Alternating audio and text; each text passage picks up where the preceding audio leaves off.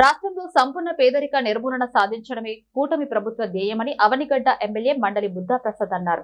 Avanigadda revenue హాల్లో తెలుగు మహిళా జిల్లా అధ్యక్షురాలు తలశీల స్వర్ణలత ఆధ్వర్యంలో సూపర్ హిట్ స్త్రీ శక్తి విజయోత్సవ సభ జరిగింది. ముఖ్య అతిథిగా విచ్చేసిన ఎమ్మెల్యే మాట్లాడుతూ కూటమి ప్రభుత్వం మహిళలను ఆర్థికంగా శక్తివంతులు చేయడమే ధ్యేయంగా ప్రవేశపెట్టిన స్త్రీ శక్తి, తల్లికి వందనం, దీపం 2 పథకాలు మహిళలకు వరాలుగా నిలుస్తున్నాయన్నారు. తల్లికి వందనం, స్త్రీ శక్తి, దీపం 2 పథకాల ద్వారా నియోజకవర్గ మహిళలకు 42 కోట్లు లబ్ధి కలిగిందన్నారు. ఇక రాష్ట్రంలో మహిళలను మహాశక్తిగా మార్చేందుకు ప్రతి ఇంట ఒక మహిళ పారిశ్రామిక విత్తనం తయారు చేసేందుకు ఎన్నికల ముందు చంద్రబాబు, పవన్ కళ్యాణ్ ఇచ్చిన ప్రతి హామీని అమలుకు తెచ్చారని తెలిపారు.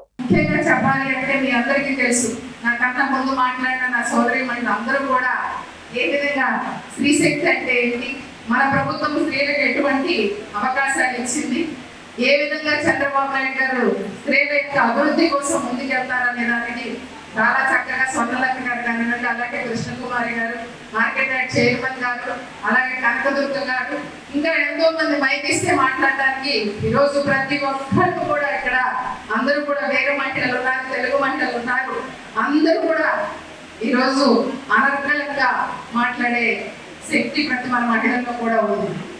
మీ అందరికీ తెలుసు, మన భారతీయ సంస్కృతిలో మనందరం కూడా స్త్రీలను ఎత్ర నార్యస్తు పూజితే రమంతే తత్వ దేవత అంటే స్త్రీలు ఎక్కడైతే గౌరవించబడతారో అక్కడ దేవతలు కొనియాడతారని చెప్పి మన పురాణాలు చెప్తాయి. స్త్రీ అంటే ఒక ఆది పరాశక్తిగా కూడా మనం కొలిసేటువంటి పరిస్థితి మనం చూస్తాం. కాబట్టి చంద్రబాబు నాయుడు గారికి ఎప్పుడు కూడా మహిళా పక్షపాతి. మహిళ ఆర్థికంగా అభివృద్ధి చెందితేనే రాష్ట్రాలు అభివృద్ధి చెందుతాయి. తప్పకుండా ప్రతి ఇంట్లో ఒక మహిళ పారిశ్రామికవేత్త ఉంటేనే కుటుంబం కూడా ఆలోచన పనులు మీరు ఆలోచించండి. తెలుగుదేశం పార్టీ పెట్టిన తర్వాతే నందమూరి తారక రామారావు గారు స్త్రీలకు ఆస్తిలో హక్కు, ఒక ఆస్తిలో వాటా కల్పించింది నందమూరి తారక రామారావు గారు. డ్వాక్రా మహిళలకి వాళ్ళ స్వయం ప్రతిపత్తి సంఘాలు పెట్టి వాళ్ళ డ్వాక్రా మహిళలు వాళ్ళ కళాశాలను నిలబడతారంటే దానికి కారణం చంద్రబాబు నాయుడు గారు. ఇదే కాకుండా రాబోయే రోజుల్లో స్త్రీలకు ఉచితమైన బస్సు ప్రయాణం కల్పించింది వాళ్ళ కూటమి ప్రభుత్వం. రేపు రాబోయే రోజుల్లో మీరు చాలా గర్వంగా నిలబడే రోజులు, మీకు మంచి బంగారమైన భవిష్యత్తు రాబోతా ఉన్నాయి. పార్లమెంట్లో స్త్రీలకి 33% రిజర్వేషన్, అసెంబ్లీలో స్త్రీలకి 33% రిజర్వేషన్, అందులో ఎస్సీ బీసీలకు కూడా రిజర్వేషన్లు ఉంటాయి. ఇవన్నీ కూడా సిఫార్సు చేయడం జరిగింది.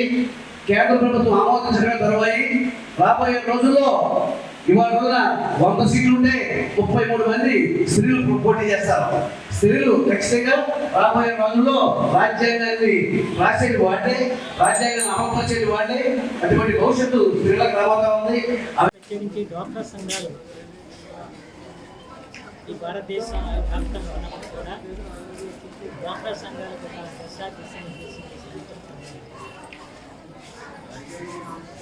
ఇవాళ ఏదైనా ఇతర దేశాలను ఆదరిస్తే డ్వాక్రా సంఘాలకు వెళ్ళి వాళ్ళ యొక్క కృషిని చూడాలని చెప్పాలి.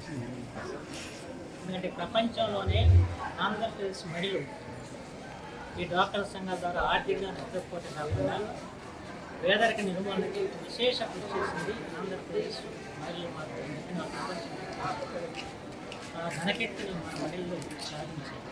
దానికి కారణం